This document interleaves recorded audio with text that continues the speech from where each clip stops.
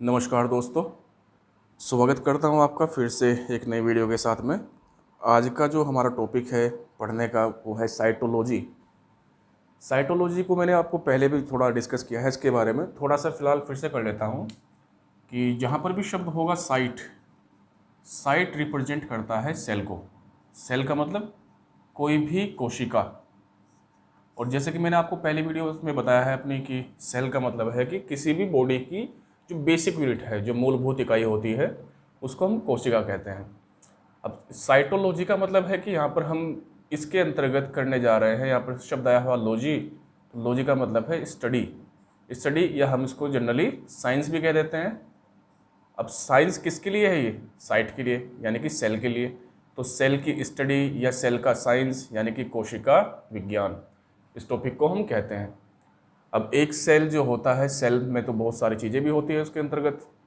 जो सेल में बहुत सारे सब डिविजन्स होते हैं या डिफरेंट काइंड के स्ट्रक्चर्स होते हैं जो विद इन सेल होते हैं, सेल के भीतर ही होते हैं, उनको हम बोलते हैं सेल ऑर्गेनेल्स, यानी कि कोशिका के अंग, जिनको शॉर्ट फॉर्म में बोला जाता है कोशिकांग।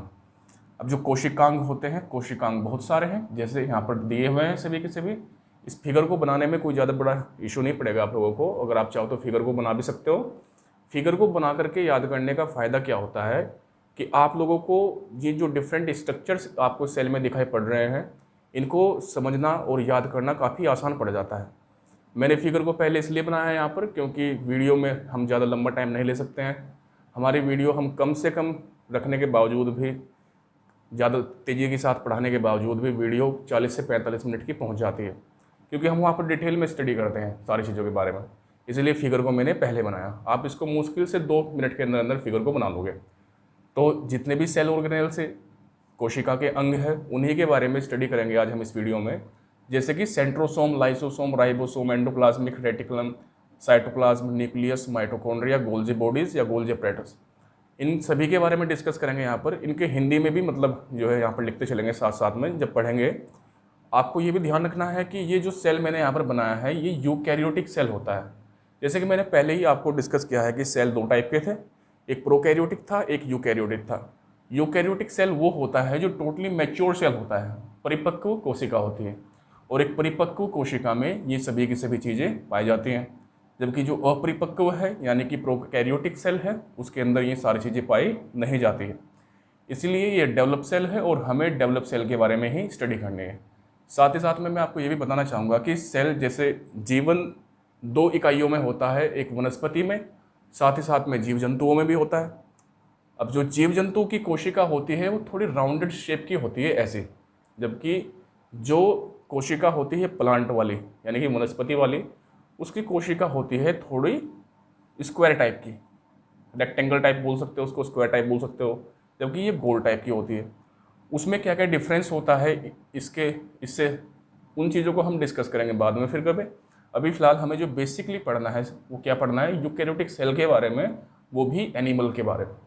अब क्या होगा कि यहाँ से क्वेश्चंस बहुत सारे पूछे जाते हैं, और मैं उम्मीद करूँगा कि जब आपको ये वीडियो पूरी देख लोगे तो उसके बाद में कोई क्वेश्चंस आपसे बच पाना काफ़ी मुश्किल हो जाएगा, और आप लगभग 90% क्वेश्चंस को सोल्व कर दोगे जो इस वाले पोर्शन से पूछे जाएंगे। प्रिय बच्चों, जो सेल होता है, सेल, सेल की जो खोज की थी, सेल की खोज की थी रॉबर्ट हुक नाम के साइंटिस्ट ने। रॉबर्ट हुक, जो रॉबर्ट हुक थे, उन्होंने सेल की खोज की, और खोज करने के साथ साथ में सेल के बारे में बहुत सारी जानकारी भी दी। इन्होंने एक अपनी प्रसिद्ध बुक पब्लिश की जिसका नाम था माइक्रोग्राफिया। माइक्रोग्राफिया का मतलब किस बात से है कि आपको पता है माइक्रो शब्द का यूज हो रहा है, यानी कि जो अति सूक्ष्म कोई भी थिंग है उसके बारे में इन्होंने इसमें बताया। और यहाँ पर अति सूक्ष्म थिंग जो रिप्रेजेंट कर रही है वो किसको कर रही है? सेल को। तो इन्होंने सेल की खोज की, और इसीलिए सेल के बारे में एक डिटेल्ड इन्होंने एक्सप्लेनेशन भी दिया। इसीलिए वो जो डिटेल्ड एक्सप्लेनेशन था उसको ही साइटोलॉजी कहा गया, या क्या कहा गया उसको? कोशिका विज्ञान। कोशिका विज्ञान के बारे में अच्छे तरीके से, यानी कि कोशिका के बारे में पहली बार अच्छे प्रकार से इन्होंने जानकारी दी, इसलिए इनको साइटोलॉजी का फादर भी कहा जाता है। रॉबर्ट हुक को क्या बोला जाता है? फादर ऑफ साइटोलॉजी, यानी कि कोशिका विज्ञान के जनक इनको कहा जाता है। बात करें अगर सेल की, तो सेल की खोज तो की रॉबर्ट हुक ने, लेकिन बाद में फिर बहुत सारे साइंटिस्ट, बहुत सारे वैज्ञानिक ऐसे थे जिन्होंने और भी डिटेल में जा कर के सेल के अलग अलग अंगों के बारे में, जिनको कोशिकांग हम कहते हैं, सेल ऑर्गेनेल्स कहते हैं, उनके बारे में फिर बहुत सारी डिटेल में जानकारियाँ जो जुटाई, और सभी के सभी साइंटिस्ट ने अलग अलग से अपनी थियोरी को जो है प्रेजेंट भी किया बाद में। जैसे अब साइटोलॉजी के अंतर्गत जो सेल है, सेल की खोज तो की किसने?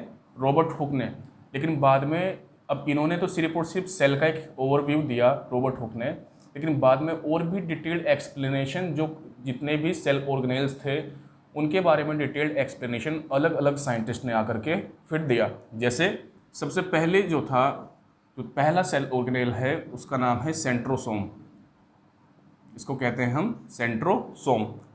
अब सेंट्रोसोम जो था, इसकी खोज जो की थी, इसकी खोज की गई एक बोवेरी नाम के साइंटिस्ट के द्वारा। इनका नाम था बोवेरी। बोवेरी ने खोज की सेंट्रोसोम की, और साथ में ये बात ये बताई कि जो सेंट्रोसोम होता है ये सिर्फ found only in animal cell, यानी कि ये केवल जंतु कोशिका में पाया जाता है। ये भी बताया किसने? बोवेरी ने। साथ ही साथ में अब आपको ये ध्यान रखना है यहाँ पर, जब हम इसको आगे पढ़ेंगे, कि इनकी खोज किसने की? जितने भी सेल ऑर्गेनेल्स हैं ये सभी के सभी कोशिकांग हैं, और साथ साथ में इनके फंक्शन क्या क्या है, इनके कार्य क्या है, क्योंकि ज़्यादातर क्वेश्चंस जो पूछेंगे आपसे वो यही पूछा जाएगा कि खोज किसने की और कार्य क्या है। बाकी इनके बारे में ज़्यादा जानकारी लेने की आवश्यकता आपको नहीं है। इसका जो फंक्शन है वो फंक्शन क्या होता है वो सबसे इम्पोर्टेंट होगा। तो ये हेल्प करता है सेल डिवीजन में, जिसको हम कह देते हैं कोशिका विभाजन। तो कोशिका विभाजन में जो सहायक है वो कौन है? सेंट्रोसोम। कोशिका विभाजन को अभी और भी डिटेल में समझेंगे हम। अब बात करें अगर यहाँ पर, तो हमने बात की किसकी? एनिमल सेल की, कि एनिमल सेल में कोशिका विभाजन का कार्य करता है सेंट्रोसोम। लेकिन सेंट्रोसोम के जैसा ही एक होता है जिसको हम कहते हैं डाइप्लोसोम। डाइप्लोसोम पाया जाता है प्लांट सेल में। डाइप्लोसोम कहाँ पर पाया जाता है? प्लांट सेल में। और डाइप्लोसोम का कार्य भी क्या है? इसका कार्य भी, फंक्शन क्या है इसका कार्य भी सेल डिवीजन ही है। तो यहाँ पर बेसिक बात जो आपको ध्यान रखने की वो ये है कि सेल डिवीजन जो जंतु कोशिका में होगा, कोशिका विभाजन, उसके लिए उत्तरदायी होता है सेंट्रोसोम। आपको ये भी ध्यान रखना है कि इसको आपको हिंदी में ही पढ़ना, अंग्रेजी में ही पढ़ना है, सेंट्रोसोम। लेकिन जो प्लांट सेल यानी कि पादप कोशिका में सेल डिवीजन के लिए उत्तरदायी होता है वो होता है डाइप्लोसोम। बात करें अगर सेल डिवीजन की, तो सेल डिवीजन यानी कि कोशिका विभाजन ये क्या होता है? जैसे कि हमने पहले डिस्कस किया था कि कोई भी लिविंग ऑर्गेनिज्म होगा, कोई भी लिविंग ऑर्गेनिज्म यानी कि सजीव होगा, सजीव के कुछ प्रमुख विशेषताएं होती हैं जिसके कारण हमें पता चलता है कि वह सजीव है। जैसे उनमें से एक प्रमुख जो विशेषता थी वो क्या थी? ग्रोथ एंड डेवलपमेंट, जिसको हम हिंदी में कह सकते हैं वृद्धि एवं विकास। जैसे कि कोई बच्चा यदि 5 वर्ष का है और वो इतना बड़ा है, तो जब वो 15 वर्ष का हो जाएगा तो उसके शरीर का जो आकार होगा वो क्या हो जाएगा? वो ज़्यादा हो जाएगा। यह वृद्धि और विकास एक निश्चित उम्र तक चलता है, जैसे कि 20 साल 25 साल इतने एज तक ये लगभग चलता है। उसके बाद में कुछ चीज़ें और होती हैं जो काफ़ी डिटेल में हमें पढ़ने की आवश्यकता पड़ती है, जिसमें हम क्रोमेटिन थ्रेड्स के बारे में भी डिस्कस करेंगे, क्रोमोसोम्स के बारे में डिस्कस करेंगे कि एक निश्चित उम्र तक ही व्यक्ति क्यों वृद्धि और विकास करता है, उसके बाद में नहीं कर पाता है। सेम बात यही लागू होती है किस पर? पेड़ पौधों पर भी, कि पेड़ पौधा अगर आज हम किसी पेड़ पौधे को देख रहे हैं, उसे 2 साल हो गए उसको हमने लगाया था, तो वो इतना बड़ा होगा, लेकिन जब हम उसको देखेंगे 20 वर्ष के बाद में तो उसका साइज भी बढ़ चुका होगा। इसी को बोलते हैं वृद्धि एवं विकास। इस वृद्धि एवं विकास के लिए जो रेस्पॉन्सिबल होता है वही होता है सेल डिवीजन, यानी कि कोशिका विभाजन के कारण ही कोई भी सजीव वृद्धि एवं विकास कर सकता है। वैसे तो सेल डिवीजन पूरा चैप्टर है, पूरा एक अध्याय है जिसको हमें समझना है आगे की क्लासेज में, लेकिन मैं फिलहाल आपको थोड़ा सा यहाँ पर इसके बारे में हिंट दे देता हूँ कि सेल डिवीजन 3 टाइप से हो सकता है। एक प्रोसेस को हम बोलते हैं एमिटोसिस, एमिटोसिस भी कह सकते हैं। एक होता है मिटोसिस प्रोसेस और एक होता है मियोसिस प्रोसेस। एमिटोसिस प्रोसेस को हम बोलते हैं असूत्री विभाजन, कोशिका में होने वाला असूत्री विभाजन। इसको हम बोलते हैं मिटोसिस को समसूत्री विभाजन, यानी कि कोशिका का समसूत्री विभाजन। इसको हम बोलते हैं अर्धसूत्री विभाजन, अर्धसूत्री विभाजन। 3 प्रकार से सेल डिवीजन हो सकता है। जैसे जो अमिटोसिस प्रोसेस होता है ये जनरली ऐसे सेल्स में होता है कि जो बहुत ही छोटे सेल्स होते हैं, काफ़ी छोटे सेल होते हैं, जैसे बैक्टीरिया वगैरह में असूत्री विभाजन होगा। इसमें होता क्या है कि पहला सेल जो होगा वो बाद में रिप्लेस कर जाएगा, स्वयं में समाप्त हो जाएगा और रिप्लेस कर देगा दूसरे सेल को, यानी कि दूसरे को जन्म दे देगा। जैसे कि बैक्टीरिया, अब बैक्टीरिया अगर जिंदा है तो बैक्टीरिया को मैंने आपको पहले ही बताया था कि एक प्रोकैरियोटिक सेल होता है और सिंगल सेल उसमें होता है, यानी कि यूनिसेलुलर होता है, एक कोशिकीय होता है। तो जब उसमें सेल डिवीजन होगा तो पहले वाला सेल मर जाएगा और अपनी जगह दूसरे सेल को जन्म दे देगा और उस दूसरे सेल के माध्यम से एक दूसरा जो बैक्टीरिया होगा वो जन्म लेगा। इसको हम बोलते हैं असूत्री विभाजन। इनको पूरा डिटेल में हम पढ़ेंगे, इनके बहुत सारे फेजेस भी होते हैं, मेटाफेज क्या होता है, इंटरफेज क्या होता है, उनको हम बाद में समझेंगे, पूरा का पूरा चैप्टर है इसका, लेकिन फिलहाल आपको बेसिक जानकारी होना जरूरी है। ऐसे ही प्रोसेस होता है मिटोसिस।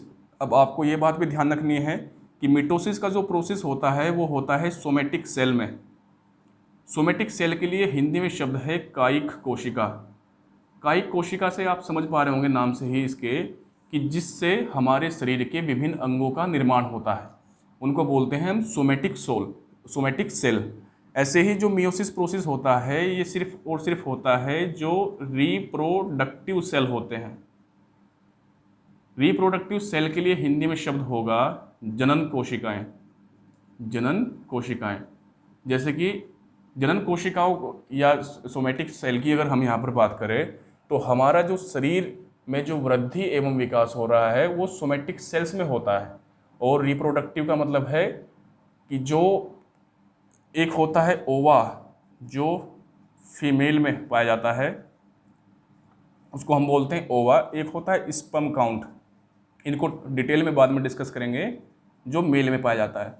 तो ये इन दोनों को हम बोलते हैं कि ये होते हैं रिप्रोडक्टिव सेल से निर्मित, जनन कोशिकाओं से बने हुए होते हैं ये सभी के सभी।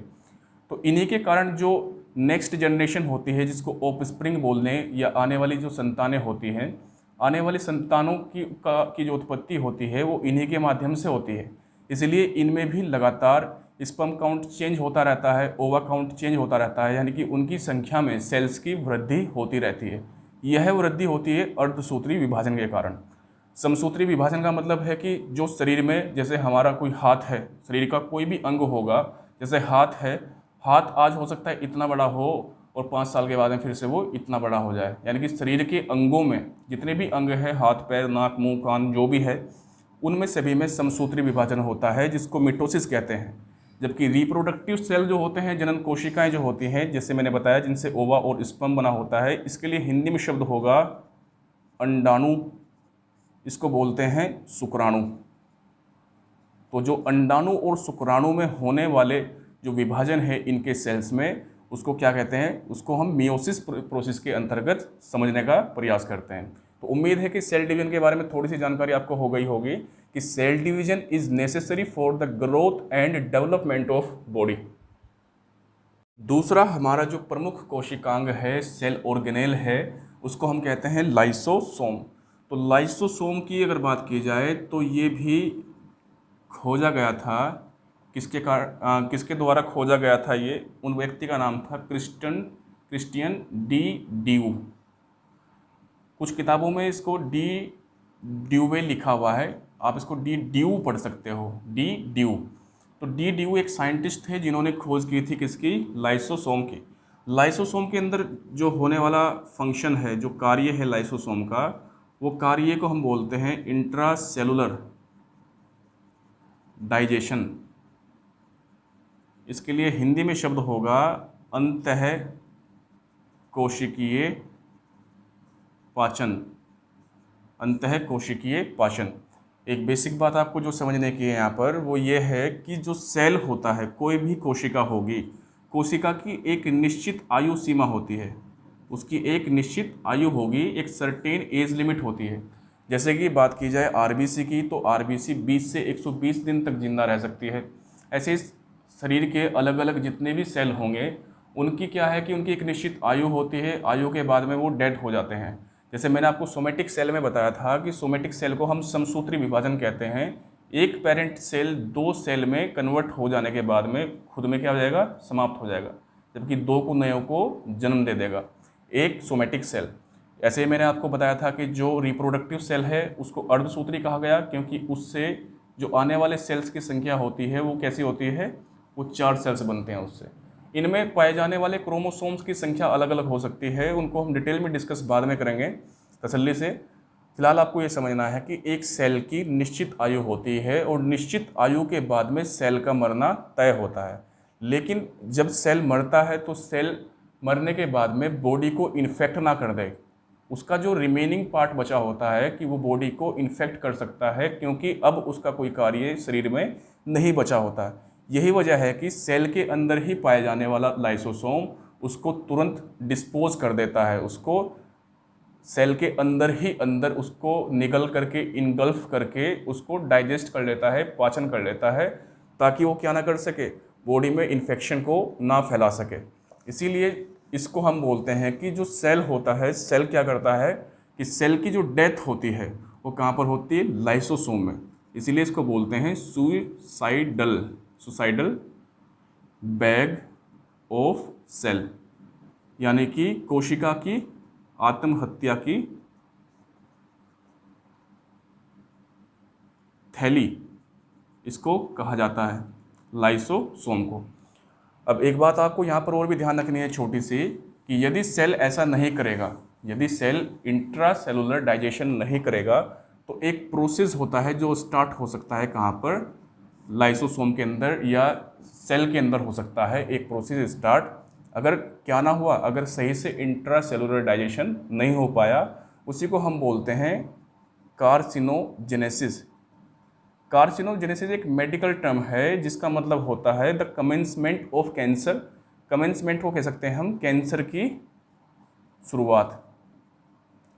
तो अगर ऐसा ना हो पाए, अगर जो सेल है अगर उसका पाचन नहीं हो पाया, एक ऐसे सेल का जो फिनिश हो चुका है, मर चुका है, तो वही सेल बाद में कैंसर सेल में कन्वर्ट होकर के पूरी की पूरी बॉडी को इन्फेक्ट करना शुरू कर देता है। इसलिए लाइसोसोम एक इम्पोर्टेंट रोल प्ले करता है किसके अंतर्गत, सेल ऑर्गेनेल्स के अंतर्गत। तीसरा इम्पोर्टेंट कोशिकांग है राइबोसोम। राइबोसोम की जो खोज की थी वो की थी पैलेड ने, एक साइंटिस्ट थे जिनका नाम था पैलेड। तो पैलेड के द्वारा इसकी खोज की गई। जो राइबोसोम होता है, ribosome made up of RNA and protein, यानी कि राइबोसोम आरएनए और प्रोटीन से मिलकर के बना होता है। इस आरएनए को बोलते हैं हम राइबो न्यूक्लिक एसिड। इसके बारे में डिटेल में हम बाद में डिस्कस करेंगे, आरएनए क्या होता है, डीएनए क्या होता है, इनको तो हम बाद में समझेंगे। फिलहाल आपको बेसिक जानकारी की जो ज़रूरत है वो क्या है कि आरएनए और प्रोटीन से मिलकर के बना होता है राइबोसोम। अब राइबोसोम का कार्य क्या होता है, ये सबसे इम्पोर्टेंट चीज़ है एक सेल के अंतर्गत। इसका फंक्शन होता है प्रोटीन का निर्माण करना, जिसको हम बोल देंगे प्रोटीन सिंथेसिस। तो प्रोटीन सिंथेसिस यानी कि प्रोटीन के निर्माण में उत्तरदायी जो सेल ऑर्गेनेल है वो कौन सा है, राइबोसोम। अब ये प्रोटीन का निर्माण कैसे करता है, हम वहाँ पर समझेंगे कि जब आरएनए के फंक्शन को पढ़ रहे होंगे कि आरएनए कैसे काम करता है। आरएनए में भी तीन प्रकार के आरएनए होते हैं, mRNA, tRNA। इस टाइप के 3 प्रकार होते हैं जिनका अलग अलग फंक्शन होता है। एक rRNA होता है जहाँ पर प्रोटीन का निर्माण भी होता है। इसलिए जनरली हम इसको राइबोसोम को जानते हैं प्रोटीन फैक्ट्री के नाम से। इसको क्या बोलते हैं, प्रोटीन फैक्ट्री ऑफ सेल, कोशिका की प्रोटीन निर्माण की फैक्ट्री, क्योंकि यहाँ पर प्रोटीन का निर्माण होता है। हमारी जो नेक्स्ट टर्म है एंडोप्लाज्मिक रेटिकुलम। एंडोप्लाज्मिक रेटिकुलम, ये वाला आपको यहाँ पर दिखाई पड़ रहा होगा, ये है आपको मैं एक बार फिर से बता देता हूँ, ये सेंट्रोसोम था, ये लाइसोसोम है, ये राइबोसोम है, ये एंडोप्लाज्मिक रेटिकुलम है। ये एक प्रकार की, इसकी बात की जाए तो ये जालिका जैसी होती है। जालिका का मतलब इसको हम बोल सकते हैं कि इसमें बहुत छोटी छोटी क्या होती है, बहुत छोटी छोटी सी, जिसको कह देंगे हम माइक्रो वेसल्स, यानी कि सूक्ष्म जालिकाएं होती हैं। और जालिकाएं जो होती हैं इनमें होती हैं डक्ट्स। डक्ट्स का मतलब होता है कि डक्ट्स को भी हम जालिकाएं कह सकते हैं। अति सूक्ष्म जालिकाएं होती हैं, जैसे कि कोई बहुत ही सूक्ष्म पाइप होते हैं, ऐसे पाइप जिनके माध्यम से कुछ ना कुछ ट्रांसफ़र हो रहा होता है पूरे के पूरे सेल में। तो इसलिए इसकी अगर बात की जाए तो इसका जो फंक्शन है, इसका जो फंक्शन है इम्पोर्टेंट, वो फंक्शन क्या होता है कि ये बहुत सारे जो मटेरियल्स होते हैं, distribution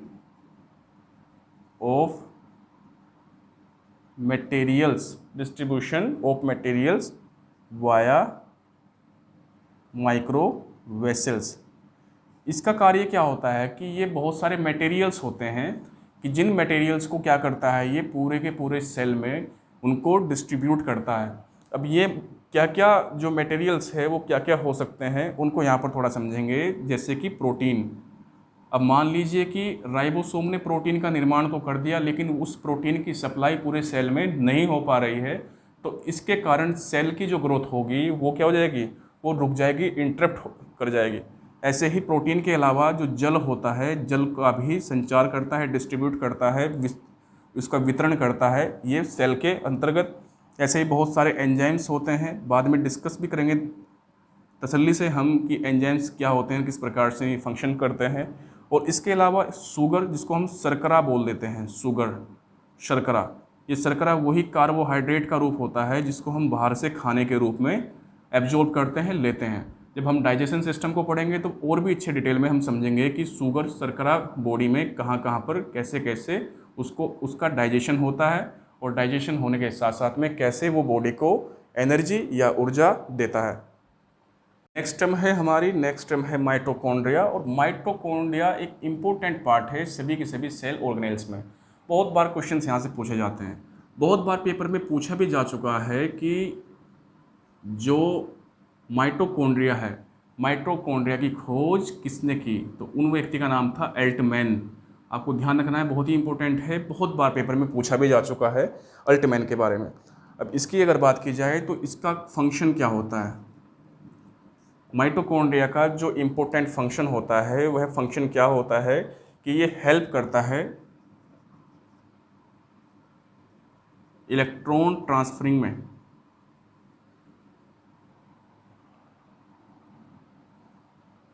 to make ATP.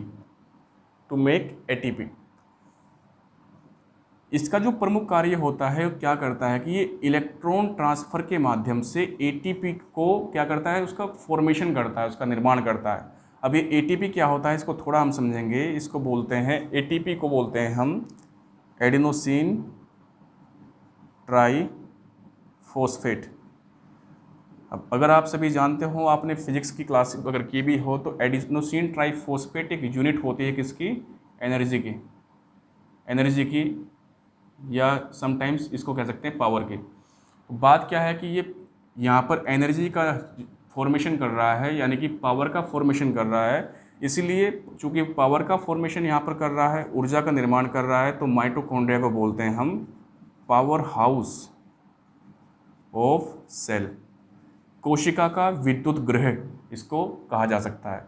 Mitochondria का एक इम्पोर्टेंट रोल रहता है यहाँ पर। कुछ बातें और भी इसके बारे में हम समझेंगे कि जो माइटोकॉन्ड्रिया होता है इसका साइज़ ठीक ठाक होता है, इसका साइज़ लगभग प्रोकैरियोटिक सेल के बराबर होता है।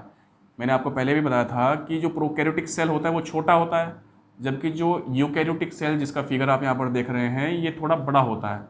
अब अगर आप इसको थोड़ा समझेंगे कि प्रोकैरियोटिक कोशिका के जितना ही बड़ा होता है लगभग क्या, ये हमारा माइटोकॉन्ड्रिया। इसलिए इसको कभी कभी कह सकते हैं हम प्रोकैरियोटिक। ये क्वेश्चन आया हुआ यूपीएससी में, prokaryotic cell in eukaryotic cell, within कहेंगे इसको, विदिन, यानी कि प्रोकैरियोटिक सेल है जो किसके अंदर है, यूकैरियोटिक सेल के, तो ऐसा एक इसको जैसे निक नेम दे दिया करते हैं या कोई टाइटल लगा दिया, इसका टाइटल ये लगा दिया कि माइटोकॉन्ड्रिया को हम प्रोकैरियोटिक सेल कह देते हैं यूकैरियोटिक सेल के अंदर। ऐसा सिर्फ और सिर्फ इसके साइज के कारण कहा जाता है, बाकी कोई अलग से कोई ऐसा इशू नहीं है कि जिसकी वजह से इसको ऐसा माना जा रहा है। सिर्फ और सिर्फ इसका साइज प्रोकैरियोटिक सेल के बराबर का होता है, काफ़ी बड़ा होता है साइज में, इसलिए इसको हम प्रोकैरियोटिक सेल कह देते हैं यूकैरियोटिक सेल के अंतर्गत। ये कभी कभी क्या करता है कि जब पावर को जनरेट करता है तो वही पावर फंक्शन बढ़ा देती है किसका, उसकी फंक्शनिंग को थोड़ा इन्हेंस कर देती है जो सेल होता है। इसीलिए जब फंक्शन उसका अच्छा चल रहा होगा, उसको सप्लाई पावर की अच्छी हो रही होगी, तो प्रोटीन सिंथेसिस भी क्या हो जाएगा, वो भी अपनी स्पीड में उसकी भी वृद्धि हो जाएगी। और इसीलिए इसको बोल देते हैं कि ये also help in protein synthesis, यानी कि ये प्रोटीन के निर्माण में भी सहायता करता है। एक टर्म है गोल्जी अपरेटस या गोल्जी बॉडी। आपको फिगर के माध्यम से समझ में आ पा रहा होगा कि ये गोल्जी अपरेटस वाला हिस्सा है यहाँ पर पूरा का पूरा। इसको गोल्जी अपरेटस हम तब काउंट करते हैं जब इसके साथ में हम इनको भी कंसिडर कर रहे होते हैं। ये जो छोटे छोटे गोले दिखाई पड़ रहे हैं इनको बोलते हैं सेक्रेटरी वेसल्स। सेक्रेटरी वेसल्स का मतलब है स्रावित वाहिकाएँ। ये ऐसी स्रावित वाहिकाएँ होती हैं जो इंटॉक्सिकेंट्स होते हैं, जो विषैले पदार्थ होते हैं किसी भी सेल के अंदर, उनको सेल से बाहर कर देती हैं ये सेक्रेटरी वेसल्स, जो जुड़ी होती हैं किसके साथ में, गोल्जी बॉडीज़ के साथ में। इसीलिए इसको कलेक्टिवली हम गोल्जी अपरेटस कह देते हैं। हालांकि जो बीच वाला हिस्सा है इसको सिर्फ और सिर्फ गोल्जी बॉडी कहते हैं। इस गोल्जी अपरेटस की खोज की थी, उन साइंटिस्ट का नाम था कैमिलो गोल्जी। तो जो साइंटिस्ट थे उन्हीं के नाम पर ही इसका नामकरण कर दिया गया। इसका इम्पोर्टेंट फंक्शन क्या होता है, इम्पोर्टेंट फंक्शन इसका होता है, ये करता है सिंथेसिस ऑफ कार्बोहाइड्रेट। कार्बोहाइड्रेट आप जनरली समझते भी होंगे, कार्बोहाइड्रेट को ही हम जनरली ग्लूकोज भी बोल देते हैं जब ये अपनी सिंपल फॉर्म में होता है। ये कार्बोहाइड्रेट ही शरीर में ऊर्जा के लिए रेस्पॉन्सिबल होता है, उसके लिए एक प्रमुख कारक होता है। हमें कार्बोहाइड्रेट के रूप में हम एनर्जी को लेते हैं, बाद में बहुत सारे एंजाइम्स की हेल्प से ये कार्बोहाइड्रेट लगातार डिसइंटीग्रेट होता चला जाता है और हमारी बॉडी को एनर्जी मिलती हुई चली जाती है। तो इसीलिए इसके निर्माण में जो इम्पोर्टेंट रोल प्ले करता है वो करता है गोल्जी अपरेटस कार्बोहाइड्रेट के निर्माण में। ये इम्पोर्टेंट एक बात है। दूसरी चीज़ यहाँ पर आपको ध्यान रखनी है कि इसको हम कभी कभी बोल देते हैं, इसको हटा देता हूँ, इसको हम बोल देते हैं traffic manager of cell molecules. कोशिका के अणुओं का ट्रैफिक मैनेजर भी इसको कहते हैं। अब आप सभी जानते भी होंगे ट्रैफिक का मतलब है कि जहाँ पर भीड़ भाड़ वाला क्षेत्र है। एक छोटे से सेल के अंदर बहुत छोटे छोटे से सेल ऑर्गेनेल्स भी है, बहुत सारे अणुओं से मिलकर के बना होता है एक सेल। इसीलिए प्रॉपर फंक्शनिंग करें सभी के सभी सेल आपस में, उन प्रॉपर फंक्शनिंग के लिए उनका जो ट्रैफिक को मैनेज करता है वो करता है कौन, गोल्जी अपरेटस। छोटे छोटे मॉलिक्यूल्स जितने भी होंगे, जैसे मैंने आपको बताया कि अगर कोई भी ऐसा इंटॉक्सिकेंट होता है, कोई विषैला पदार्थ जो सेल को नुकसान पहुंचा सकता है, उसको सेल से बाहर करने का कार्य भी किसका होता है, गोल्जी अपरेटस का। इसीलिए कहा जाता है कि सेल के जितने भी अणु होंगे, मॉलिक्यूल्स होंगे, उनका ट्रैफिक को मैनेज करता है गोल्जी अपरेटस। अगली इम्पोर्टेंट टर्म जो है हमारी वो है न्यूक्लियस, और न्यूक्लियस को बोलते हैं केंद्रक। वैसे तो न्यूक्लियस बहुत सारी चीज़ों से मिलकर के बना होता है, वो कौन कौन सी चीज़ें हो सकती है उनको हम थोड़ा सा यहाँ पर डिटेल में डिस्कस भी करेंगे। जैसे कि एक पोर्शन होता है न्यूक्लियोलियस, इसको बोल देते हैं न्यूक्लियोलियस। ये केंद्रक के अंतर्गत ही होता है जो बिल्कुल सेंटर में यहाँ पर मौजूद है। इसको हम कलेक्टिवली या कंबाइंडली इसको हम न्यूक्लियस कहते हैं, जबकि न्यूक्लियस के अंतर्गत बहुत सारी चीज़ें होती हैं, जैसे कि न्यूक्लियोलियस होता है। दूसरा होता है जिसको हम बोल सकते हैं न्यूक्लियोप्लाज्म। जहाँ पर भी शब्द आ रहा है प्लाज्म, प्लाज्म का मतलब आपको समझना है कि ये एक द्रव्य की बात कर रहा है। कोई द्रव है, एक जेल टाइप द्रव। कोई भी प्लाज्म, जैसे साइटोप्लाज्म है तो ये जेल टाइप का जो होता है। जेल आपको पता है कि किस फॉर्म में रहता है, तो जेल थोड़ा सा दूसरे उसकी विस्कोसिटी या विस्कोशियस होता है, बहुत गाढ़ा होता है, उसको हम जेल कहते हैं। तो न्यूक्लियोप्लाज्म भी ऐसा ही होता है, जो ये छोटा छोटा सा यहाँ पर आपको दिखाई पड़ रहा होगा, इसके छोटे छोटे से मॉलिक्यूल्स यहाँ पर भरे होते हैं अंदर न्यूक्लियस में ही, इसको ही हम न्यूक्लियो प्लाज्म कहते हैं। इसके अलावा यहाँ पर और क्या पाया जाता है, यहाँ पर आप डीएनए को देखोगे, जो भी जेनेटिक स्ट्रक्चर होता है। उसके अलावा आरएनए भी यहीं पर दिखाई पड़ेगा। डीएनए, आरएनए, ये इंपॉर्टेंट टॉपिक है, प्रोमिनेंट टॉपिक है। इनको हम डिटेल में बाद में क्लास में डिस्कस करेंगे, पूरे चैप्टर हैं ये। इसके अलावा यहाँ पर दिखाई पड़ेंगे क्रोमोसोम्स। जो क्रोमेटिन थ्रेड्स होते हैं, क्रोमोसोम्स होते हैं, उनको भी हम सम्मिलित रूप से एक जगह ही पढ़ेंगे। इसके लिए हिंदी में शब्द होता है गुणसूत्र। तो वो सभी की सभी चीज़ें भी यहीं पर ही पाई जाती है। बात करें केंद्रक की, तो केंद्रक की जो खोज की गई थी, डिस्कवर्ड बाय, उन व्यक्ति का नाम था, उनका नाम भी रॉबर्ट से शुरू था। लेकिन आपको बस जो थोड़ा सा ध्यान देना है वो ये है कि उनका नाम रॉबर्ट ब्राउन था।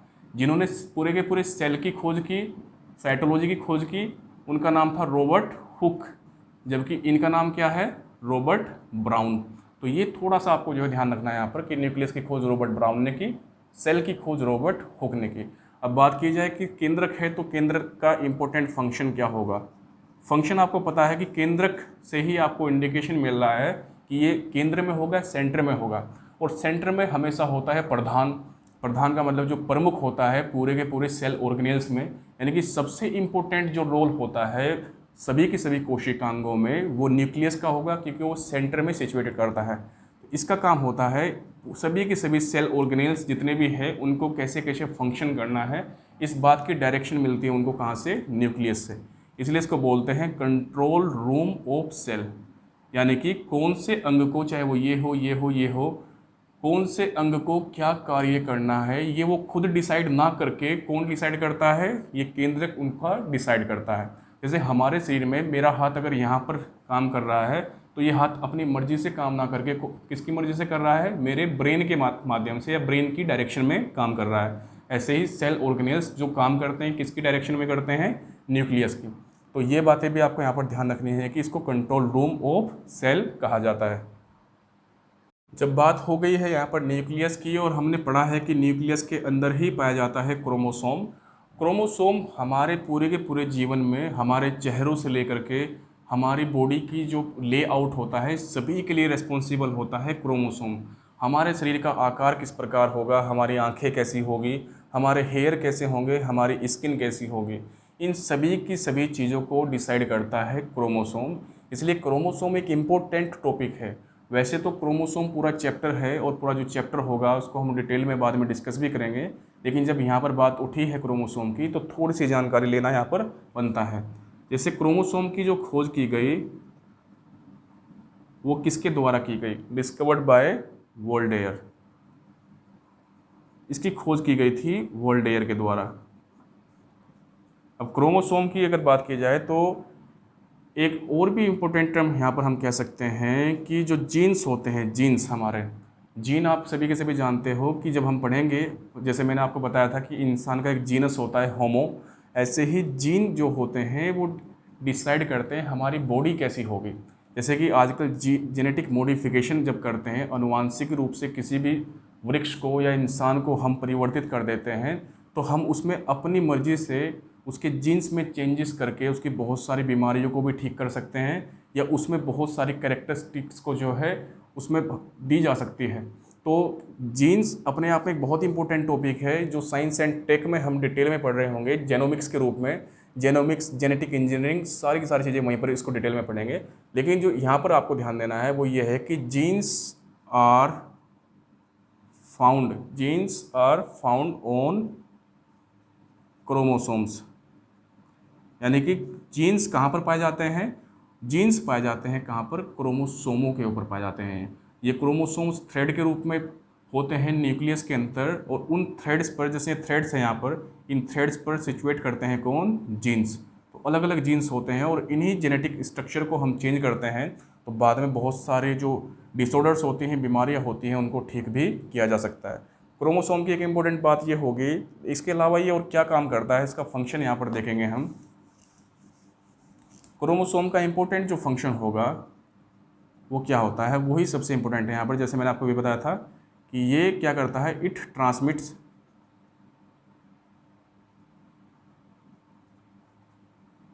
कोडेड इंफॉर्मेशन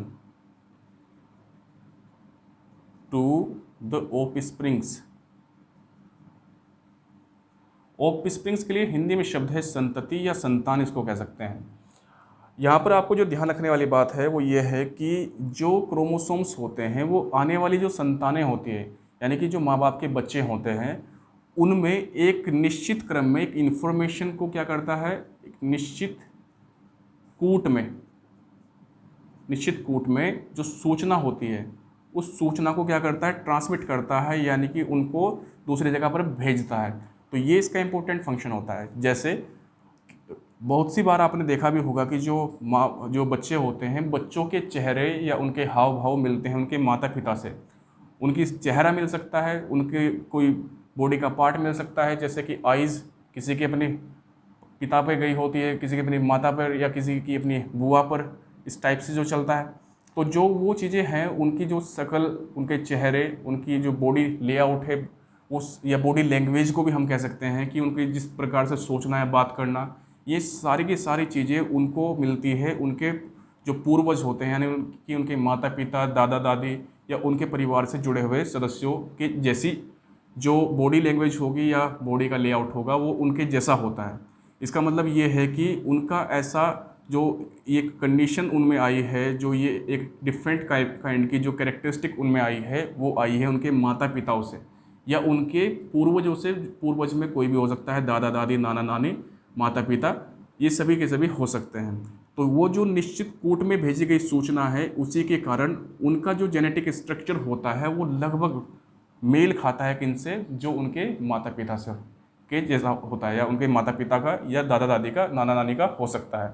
यहाँ पर जो समझने वाली बात है, वो समझने वाली बात ये है कि क्रोमोसोम्स जो होते हैं ये ही डिसाइड करते हैं बाद में कि ये किसका बच्चा है या किसका जो है कुछ भी है, मतलब संतान है। समझने की बात ये है क्योंकि क्रोमोसोम ही डिसाइड करता है डीएनए का स्ट्रक्चर भी बाद में। ये बात और भी ध्यान रखनी है कि हर एक व्यक्ति का डीएनए अलग अलग होता है, लेकिन उसमें कुछ सिमिलैरिटीज़ हो सकती हैं कि जो उसके पुराने जो पूर्वज है उनसे उसके पास में आई हो, जैसे उसके माता पिता, दादा दादी या नाना नानी। सिंपल सी भाषा में फिर से समझाना चाहूँगा कि क्रोमोसोम्स एक कोडेड फॉर्म में एक इन्फॉर्मेशन भेजते हैं आने वाली संतानों में, और यही जो इन्फॉर्मेशन होती है ये बच्चों को बना देती है माता पिता के जैसा। नेक्स्ट टर्म है सेल मेम्ब्रेन। सेल मेम्ब्रेन को पढ़ने से पहले आप लोगों को एक बात और भी डिस्कस करना चाहूँगा कि हमारी जो क्लासेस हैं उसमें वीडियो की लेंथ थोड़ी सी ज़्यादा रहती है। ज़्यादा रहने का कारण ये है कि यहाँ पर सिर्फ आपको फैक्ट्स नहीं बताए जा रहे हैं, केवल आपको इन्फॉर्मेशन दे करके ही नहीं छोड़ना है, बल्कि उद्देश्य इस बात का है कि आप एक ही बार पढ़ो लेकिन आपकी समझ में वो अच्छी तरीके से आ जाए। इसलिए हम डिटेल्ड उसका एक्सप्लेनेशन करते हैं ताकि आपकी समझ बिल्कुल अच्छी तरीके से समझ में वो आए और आप क्वेश्चन पेपर में कभी भी गलती ना करो। इसलिए हम थोड़ा सा उसको टाइम देते हैं तसल्ली से, और हमारी आने वाली वीडियोस की जो लेंथ रहेगी वो भी लगभग इतनी ही रहेगी। यहाँ पर बहुत तेज़ी से पढ़ाने के बावजूद भी हम देखते हैं कि हमारी वीडियोस की लेंथ 40 से 45 मिनट मिनिमम जाती है, उसके अलावा बढ़ ही सकती है। जैसे प्लेट टेक्टोनिज्म की थ्योरी हमारी लगभग 1.5 घंटे से ज़्यादा की वीडियो लेक्चर में आ पाई। तो इसीलिए आपको ध्यान रखना है कि वीडियो की लेंथ पर नहीं जाना, लेकिन साथ में ये भी आपको ध्यान रखना है कि अगर आप 5 से 10 सेकंड का भी बीच में लेक्चर को स्किप करते हो तो आने वाली चीज़ों को आप अच्छे प्रकार से नहीं समझ पाओगे। इसलिए प्रयास किया कीजिए कि आप पूरी की पूरी वीडियो को देख पाए, क्योंकि पूरी वीडियो को यहाँ पर देखने का उद्देश्य इस बात से है कि आप हर टॉपिक के हर एक जो एस्पेक्ट्स होंगे उनको समझना आपके लिए काफ़ी आसान हो जाएगा। यहाँ पर बात की जाए सेल मेम्ब्रेन की, तो सेल मेम्ब्रेन की पहली खास बात होती है कि ये सेमी परमिएबल होती है। ये क्या होती है? सेमी परमिएबल, जिसके लिए हिंदी में शब्द होता है अर्धपारगम्य। अब आप लोग सोच रहे होंगे कि ये अर्धपारगम्य या पारगम्य क्या होता है। दो चीज़ें होती है, एक को बोलते हैं हम परमेबिलिटी, एक को बोलते हैं पोरोसिटी। परमेबिलिटी का मतलब होता है कि किसी भी वस्तु की एक परमेबिलिटी हो सकती है, कोई भी वस्तु होगी उसकी एक परमेबिलिटी हो सकती है। जैसे कि ये कोई, मैंने यहाँ पर पॉलीथीन लिया या कोई कपड़ा लिया, जब हम इसमें इधर से कोई लिक्विड डालेंगे तो वो लिक्विड कुछ मात्रा में इस साइड में निकल जाएगा। अगर ये इस साइड में कुछ मात्रा में निकल पा रहा है तो इसका मतलब ये है कि इसकी क्या है कि इसकी परमेबिलिटी है, यानी कि इसमें पार हो चुकी है चीज़ें आराम से। कोई भी हो यहाँ पर, जैसे अगर कपड़ा लेंगे तो आपको पता है कि कपड़े से तो लगभग सारा का सारा ही क्या निकल जाएगा, बाहर की ओर निकल जाएगा।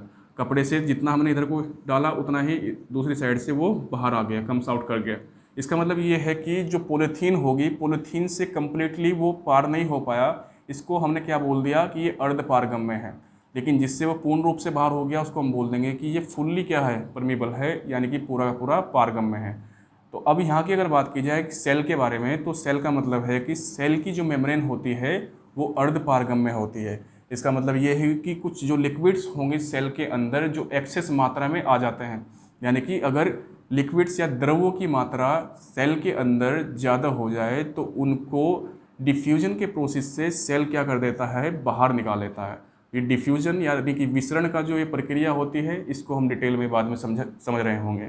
तो आपकी समझ में आया होगा यहाँ पर पहली बात कि ये सेमी परमेबल होती है। दूसरी बात ये होती है कि जो सेल मेम्ब्रेन होती है ये किस पदार्थों की मिलकर के बनी होती है।